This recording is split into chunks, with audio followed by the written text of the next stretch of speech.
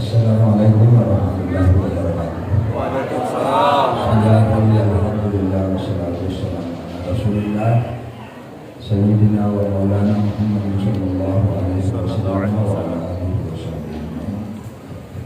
Terus saya hormati Bapak Lurah Wali, dan saya hormati Bapak Babinsa, Babin Kamtibmas, dan saya hormati Pak Imam Masjid Al-Amin dan seluruh perangkatnya, dan wabil khusus kepada seluruh jamaah hadirin wal hadirat yang alhamdulillah hari ini bersama-sama dengan kita semua. Yang pertama yang ingin saya sampaikan, saya ini kurang sehat, kalau mau ditahu karena saya capek mungkin. Hampir tiap hari ini saya pergi memang sejak tanggal 9 Oktober kemarin. Hanya hari Jumat saya tidak mau, selebihnya itu awal-awal Ramadan. Dan hasilnya apa? Bagi pengundangan masih teman itu palu. Yang kedua, yang menunjuk di Maulid itu ya soal sambutan. Alhamdulillah ini sederhana acara ini, sambutannya cuma 2. Biasa di rumah jauh lambat, sambutannya banyak, dan saya dapat giliran di akhir. Harus mau Paulo mana ini? Ini giliran tambah itu tahu. Karena saya ke nomor mana ngalami giliran. Ini luar biasa ini di sini alami. Pak Lura juga tidak lama bicara. Biasa lambat lama dulu malah kasarnya ceramah mana ya, dan tu hari memponggo bahasa itu Bapak. Masa ini sambutan. Nah, yang ketiga yang menarik adalah temanya. Jadi tema itu selalu itu saja berulang sejak tahun kemarin, tahun sebelumnya, dan dimanapun itu saya naruh tema. Temanya apa? Soal meneladani akhlak Rasulullah SAW. Itu terus. Artinya apa? Bahwa titik fokusnya ini sebenarnya Nabi adalah dari tujuan ini. Nabi itu akan diikuti dan diteladani. Semua orang akan melakukan dan menyampaikan itu. Pertanyaannya, untuk masing-masing pribadi kita, sejauh mana kita mengikuti Rasulullah? Kira-kira berapa banyak ini kehidupan kita yang dipengaruhi oleh Nabi? Jadi berapa lama kita hidup? 50, 70, 40. Nah, berapa dari usia kita ini yang di dalamnya seluruh kehidupan kita dipengaruhi oleh Rasulullah SAW? Itu pertanyaan mendasar. Karena semua orang kalau ditanya, kamu umat Nabi ya? Iya pasti. Tapi berapa hidupmu yang dipengaruhi oleh Rasulullah SAW? Jadi itu yang penting dipertanyakan kepada diri sendiri, bukan untuk ditanyakan kepada orang lain. Karena ketika bertanya ke orang itu namanya menghujat. Bertanya kepada diri sendiri itu namanya evaluasi terhadap diri sendiri. Yang kedua pertanyaannya, semua orang mengaku beragama, tapi berapa hidup kita yang tindakannya itu karena agama? Ya kan biasa itu agama itu ditinggalkan di masjid. Sesudah salat kita keluar, kita menjadi manusia yang tidak diisi oleh agama. Karena banyak tindakan kita ini tetap dipicu oleh tindakan karena kita sebagai manusia, bukan sebagai orang beragama. Jadi sangat apa kero-kero agama mempakeroi. Nah, itu pertanyaannya. Rasulullah Sallallahu Alaihi Wasallam dan sahabatnya itu adalah orang-orang yang bertindak karena dorongan agama. Jadi yang menonjol dalam dirinya itu bukan karakternya, tetapi karakter agama. Ya misalnya sahabat ya yang dulunya itu Ya sebagian ini nakal dan lain-lain sebagainya. Ketika masuk Islam, seluruh tindakan hidupnya itu karena dipengaruhi oleh agama Islam. Nah kita ini tidak berbeda. Ya sangat ini masih nama salam. Kita tahu kapan semua nama yang salam. Ya begitu itu. Nanti di masjid kita menjadi muslim, di rumah menipu istri. Nah itu kan. Di mana itu agama disimpan tadi? Ditinggalkan di masjid. Mestinya agama itu dibawa keluar untuk menjadi setir dari kehidupan kita, menjadi cahaya buat kita. Mau ni saya ini buktinya saya mau ya makali tahu. Benimu makali. Hubungan passwordmu apa maksudmu? Mengapa nama? Apa maksudmu? Kenapa disembunyikan untuk password? Ada apa? Pada ini pakai sidik jari. Akhirnya dia tahu dari mamanya matindo nalar di mana mana pada tidak. Itu bukan asal rahasia. Keren lah dia. Nah itu artinya bahwa ini menjadi gambaran buat kita bahwa agama ini hanya sekedar simbol, hanya sekedar menjadi hiasan. Pentingnya ini maulid, nah, disemangati diri kita ini supaya ada semangat yang selalu menggelora di dalam jiwa kita untuk mengikuti Rasulullah SAW.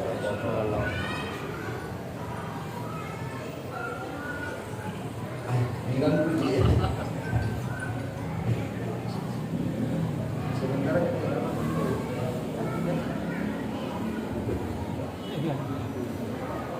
Saya sebenarnya dalam keadaan berduka ini, paman saya sekarang baru meninggal, saudaranya bapak, jadi banyak telepon yang masuk. Cuma saya terlanjur janji dengan Alamin, ya saya harus ke sini. Di jalan tadi baru masuk dari tadi. Jadi mohon maaf kalau sedikit banyak gangguannya. Jadi Rasulullah ini, sahabat Nabi ini betul-betul pribadinya dibentuk oleh agama. Sehingga yang dulunya bajingan, yang dulunya nakal, berubah menjadi muslim sejati. Banyak kisah, bahkan sahabat dibawanya lagi tabi'in dan para ulama itu betul-betul bertindak atas nama karakter agama itu. Bukan lagi karakter pribadinya. Makanya keteladanan Rasulullah itu penting, karena Rasulullah yang mencontohkan tujuan dari agama itu melalui akhlak dan perilaku. Itu yang penting. Jadi bukan agama ini bukan melulu soal salat, soal berjamaah, soal apa, tapi lebih penting dari itu bukti dari salatmu apa. Karena kalau mau bicara soal ibadah kepada Allah itu hanya 5%. 95% perintahnya Allah itu bagaimana kamu berlaku baik kepada makhluk. Yang untuk nama hotoban kita, jangan menganggap bahwa agama itu ada di masjid saja. 90% agama itu ada pada tangisan anak-anak yatim. 90% itu agama Tuhan itu bisa ditemui pada tangisan ibu-ibu janda yang kehilangan makanan, orang-orang yang terpinggirkan. Itulah agama. Nah, pertanyaannya, sudah berapa banyak orang-orang miskin yang kita berdayakan? Sudah berapa anak yatim yang kita hentikan tangisannya? Itu yang mesti ditanyakan dalam hidup ini. Sangapa milik naneke di BPOSA Sumangi? Berapa banyak mereka yang selama ini tidak bisa sekolah karena tidak ada biayanya, yang kita sekolahkan. Disitulah ridha Allah. Yang itu nama umat Nabi Musa. Ya Allah, kalau aku rindu denganmu, di mana aku ketemu denganmu? Apa nama Allah Ta'ala? Carilah aku Musa di tengah-tengah orang yang hancur hatinya karena penderitaan. Disitulah aku berada. Muhammad atau Sita Musa, siarahilah orang-orang yang sakit itu. Siarahilah orang-orang yang kehilangan suaminya. Siarahilah orang-orang yang kehilangan ibu dan bapaknya. Di situ kau ketemu saya. Nah, ini yang kita lupa. Sematanya menurut sibuk di Siwaroyo antara kunut dan tidak kunut, antara barasannya dan tidak barasannya. Apa itu perdebatan kadaluarsan itu? Apa teh para lu diurus dia? Berapa ini di lingkungan kita di sini di Tandro ini orang yang tidak makan? Itu yang perlu diurus itu. Karena nama Rasulullah, jangan berharap masuk surga kalau kajian kenyang dan di sekitarmu ada orang-orang lapar yang tidak bisa tidur. Lalu Pak Parandu kita surga, harangi surga mengilmi. Mau ada tambah itu saya dewayamu. Padahal basu itu. Nah ini pemihakan ini. Sementara manusia ini selalu sibuk pada hal-hal yang tidak penting yang dibuat penting. Soal ini apa karau nalipat dari dilete itu si waru itu tondorai nak kayu ulaling atau tondorongnya itu ya lah apa sih pak karau itu mak melo mak banjir sorong dai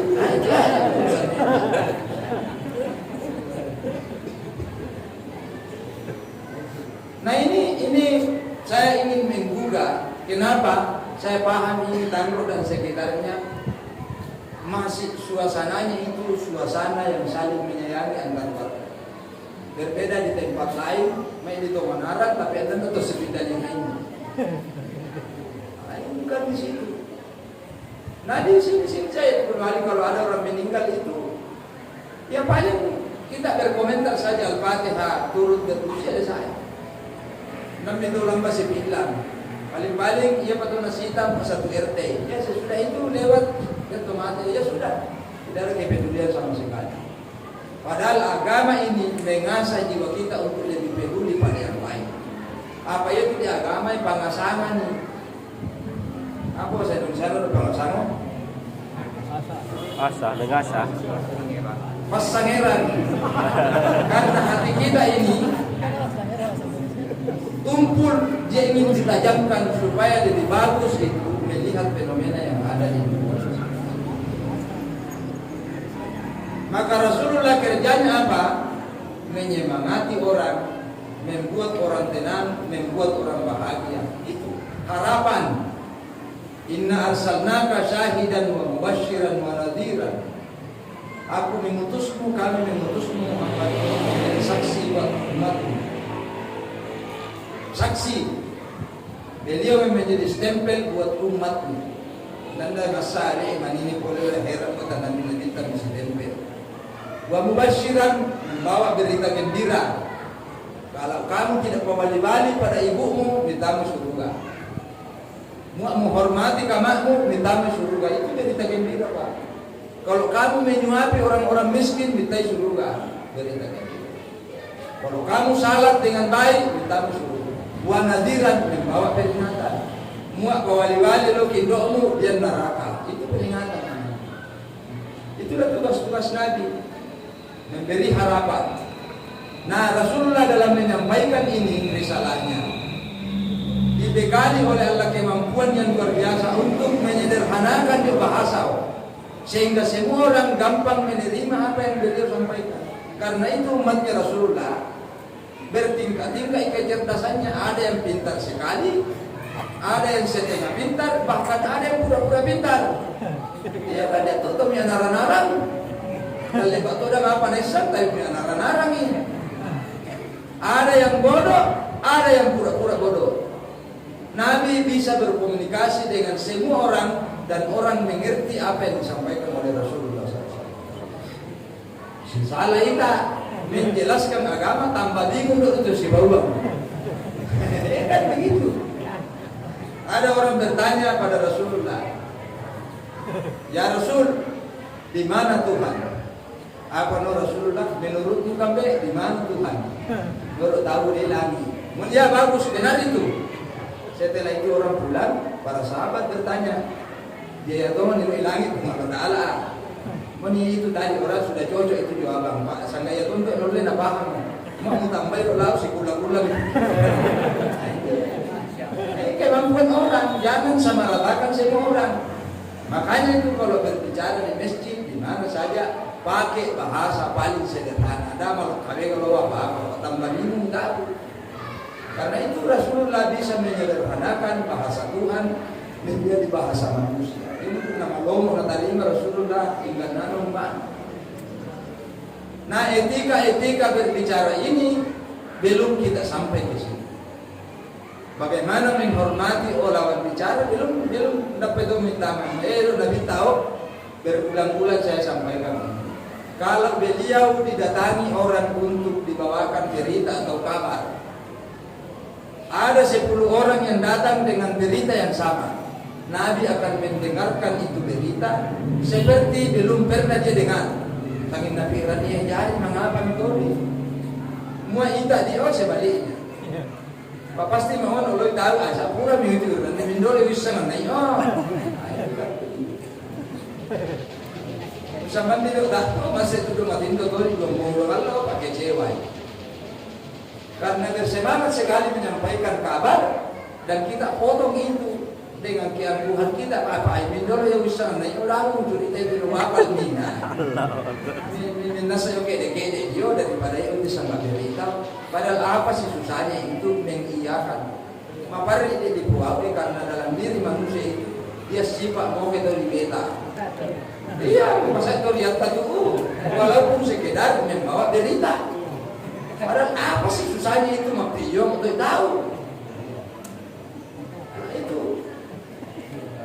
Nah ini etika begini belum sampai kita. Padahal agama kita ini sudah sampai di langit. Kira-kira Dato' bisa sampai sunnah, puasa sunnah, tapi menyenangkan orang saja susah. Kalau Rasulullah kalau makan beliau suka itu kelihatan itu Nabi kalau suka itu makanan matobong menambah. Nabi tidak suka dia tinggalkan. Yang usah dapat dan tidak berkomentar, tidak komentar. Maita dipuji setinggi langit makanannya istri, tapi karena dicaci maki setengah mati. Muni muape yung miapi dek maksudin doa yung padahal manyan na totoo itu masih nggak bertahun-tahun sekolah sama cuma-cuan apa ande. Menghormati rasa menghargai karya orang lain saya belum sampai kita di situ. Nah, bentuk fisiknya Rasulullah memang Nabi itu disebut dalam Al-Quran innama ana basyarun mislukum yuha ilayya. Nabi itu adalah manusia seperti kita. Tapi ingat, karena teman hadir, ia sangat basar. Itu pilihan kata Al-Quran untuk menggambarkan manusia secara fisik.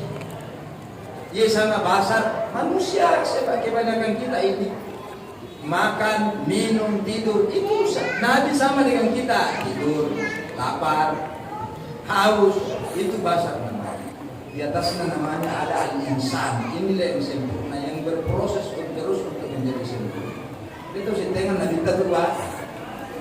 Nah bentuk fisiknya Rasulullah itu, katakanlah wajahnya Nabi. Itu dalam bahasa modern disebut smiling face. Bisa smiling face, berupa bijawel Rasulullah. Nabi itu belum tersenyum, sudah kelihatan senyum. Nabi bijawamnya midarupana. Oh, jadi kalau Nabi tersenyum, lapar di laut. Sudah bertekuk lutut kita di hadapan Rasulullah. Karena wajahnya itu sudah belum senyum sudah kelihatan senyum. Nah kita ini sebaliknya, mama itu bicara berupa rakyat tahu. Ya puluh orang musuh main. Sudah tersenyum ini ya, orang masih takut. Mengapa itu rakyat memang berupa tak?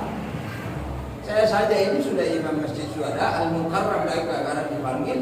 Masih mau ambil naik ke pusat, percaya pusat, berupa percaya lu ambil pusat gitu kok masih mata bicara. Misalnya lu percaya, padahal bicara tahu laun. Tetapi apapun itu karena itu malah hadir, yang menentukan segalanya adalah isi hati. Mau tu demi apa malu lolor pamunya, mau sabu tu dilalangi marah itu tu kita mati. Anda mau mi apa tu dia? Kira-kira dari rupai lahir dengan muka marah, tapi hatimu bersih, pasti menyejukkan itu muka. Pak mengapai? Ia tuh dia rupa tak pibatuannya yate. Mukamu adalah jendelanya hatimu. Apa yang muncul di mukamu itu adalah gambaran dari isi hatimu. Kalau macam itu tu detail lau tu babu macam ya, itu cerita bicara. Sini tolong kita depan. Biasa je ia tak dia pak mami saya apa le mai marak itu mereka berpatah pasal awal ilalah. Artinya yang kita butuhkan sebenarnya ini soal pengelolaan hati. Jadi ngana tu malah hadir bahwa dalam interaksinya Rasulullah dengan para sahabat itu beliau membangun masjid sebagai sarana mempersatukan umat. Jadi masih sebenarnya karena mana dibangun dari masjid kita ini. Perlu dipahami masjid ini bukan hanya sekedar tempat melaksanakan salat jamaah yang dimakain semalam. Kalau cuma itu fungsinya, terlalu banyak uang harus habis. Kalau hanya itu tujuannya dimakain semalam, sudah itu dikunci lagi. Capu dewe dipakai. Dia butuh biaya ini miliaran, 100 juta paling tidak. Nah fungsi yang lain itu jauh lebih banyak. Paling tidak fungsi utama masjid itu adalah mempersatukan hati antar masyarakat yang tinggal dalam lingkungan sekitar itu. Yang kedua, masjid menjadi tempat menyelesaikan seluruh persoalan umat. Seandainya difungsikan ini masjid tidak perlu itu ada balai desa sebenarnya. Semua harus selesai di sini. Makanya Nabi itu ketika dia selesai salat jamaah selalu ada bincang-bincang baru pulang. Curi-curi terus lebar masih supaya kondisi orang lain itu tersampaikan keadaannya terhadap warga sekitar. Jadi ya dokter Muhammad udah itu malah si sujui mau sampai dulu pindah naik. Besar sekali pengaruhnya itu Pak, bersalaman saya sudah salah. Itu membangun kesepahaman hati. Musaman apalagi kalau dibumbui dengan kata-kata bagaimana yang mak saya bandi. Kalimat itu sederhana tapi Anda sedang melantik orang itu menjadi saudaramu. Apa nanengaran itu paummu puluhan tahun yang akan datang. Nabi tudang tidak cuma bin tahu. Tidak bisa disederhanakan itu kalimat-kalimat begitu. Ya bukan soal hukumnya ini apa, malah itu siwaro lambi kiamat ini soal hukum boleh atau tidak sangindan dan lain-lain. Tapi bagaimana maknanya terhadap kesesuaian hati masing-masing dia itu. Maknanya itu malah pandangin bisa sisui, apalagi mak itu terus karena apa yang keadaan yang mak saya siapkan di laut. Tak sederhana itu Pak. Mamanya itu mulas hatimu lebih orang lain. Makanya Nabi itu selalu ada halaqah di dalam masjid membincang seluruh persoalan yang ada. Karena masjid ini fungsi sosialnya itu luar biasa. Cuma kan masalahnya masih kehilangan fungsi hanya masjid saja, jalan jamaah saja. Para japu itu dipakai membantu. Kemana-mana kita minta sumbangan. Pulau sampai di Keciwai damai ya untuk apa? Di rumah juga orang bisa salat jamaah. Belum di BDM selesai urusan. Pahalanya saya sudah dapat, tapi tidak Nabi tidak kau datang di masjid. Makanya masjid itu seluruh hal yang bisa membuat orang lain melarikan diri itu diminimalkan. Pada masih kita dilarang karena nggak ada rumah sakit. Kami tulis atau dilarang merokok, dilarang apa? Tahu rumah sakit ini. Yang tidak boleh merokok itu namanya sambayang, mak perlu sambayang pak rokok. Sama reporting itu jam mana? Yang kedua, jangan membuat orang lain itu kapok datang di situ. Imam dan biasa saya sembahyang.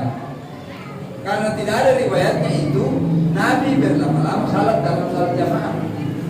Mesti disederhanakan. Karena banyak orang di belakang itu ukurannya orang yang paling lemah. Padahal tuh tahu milenggu masih ini. Mengapa dulu boleh mengenai masa itu iman dia milenggu soyawan. Ada yang majelis. Yang tidak bisa disalahkan Pak. Banyak kepentingan dalam hidupnya yang harus dia tunaikan. Makanya jangan berlama-lama. Artinya apa? Buatlah orang sebahagia mungkin ketika berada di masjid. Buatlah dia senyaman mungkin. Desainlah ini masjid menjadi tempat yang paling diinginkan untuk selalu didatangi. Ya dapat teror jalan. Alhamdulillah masjid kita sudah didorong ke belakang. Ya mudah-mudahan jadi tempat apa ini? Karena terus terang ini saya kan sering lewat juga ya. Ini paling sering ditempati juga biasa paling foto ini. Cuma paling kau cerita bisa nematin dia. Mau nih kawan baru saya dapat. Kalau suatu waktu kamu bepergian dan mau buang air kecil, jangan coba-coba singgah di masjid kalau kamu jarang jamaah di masjid. Mamang apa? Mau yang di sana patik temi masigi. Apa iya pernah lalu masigi mau temi gua lalu bawa. Anda tuh boleh bersambayang. Jadi itu sekaligus pelajaran buat kita. Maka Pak Ite lu pun nalokau atau apa karena kurang beretika sehingga di masjid kencing, padahal kau tidak pernah salat di masjid. Apa teme pembawa lah. Itu kan tidak bagus etikanya. Tapi ini bukan aturan, hanya soal moralitas, soal menjaga etika kepada Allah Subhanahu Wa Taala. Jadi artinya curitai bahwa Nabi ini selalu berharap bahwa kita ada saling mencintai dan saling mengasihi di dalam ini. Saya selalu menyampaikan di setiap ceramah saya, tidak ada orang yang masuk surga tanpa beriman dan tidak ada orang yang bisa disebut beriman sebelum dia saling mencintai antara satu dengan yang lain. Itulah inti dari ajaran agama. Seluruh perilaku agama yang kita lakukan, salat, puasa, haji, zakat, syahadat dan amal-amal yang lain, satu inti dan capaiannya adalah ketika kau merasa bahwa orang lain adalah saudaramu, ketika kau merasa bahwa orang lain adalah orang yang saya cintai, itulah puncak capaian dari agama seseorang. Nah sana toriolo muat ni tau di luar an alawi muati muita dia yang di sana mapeda puto. Kau memandang orang lain dalam diri orang itu ada dirimu, itulah puncak makrifat seseorang dalam agama. Artinya perlakuanmu pada dirimu sama dengan perlakuanmu pada orang lain. Yang bisa mempejamku teman-teman. Saya kira itu panjang sekali nih apa yang saya sampaikan ini. Mudah-mudahan panjang umur kita semua, sehat selalu, masyarakat dan letak. Dan insya Allah mudah-mudahan Allah masih memberikan kita usia yang panjang dan masih ada kesempatan untuk bermaulid di tahun yang akan datang. Saya kira itu. Marilah kita yang baca doa, semoga Allah mengabulkan seluruh doa-doa kita, hajat-hajat kita dalam cinta dan ridhanya. Amin. La hadratul Nabi Mustafa Muhammad sallallahu alaihi wasallam ala sallam. Ala hadhihi wa ala sallallahu alaihi wasallam. A'udzu billahi minasyaitonir rajim. Bismillahirrahmanirrahim.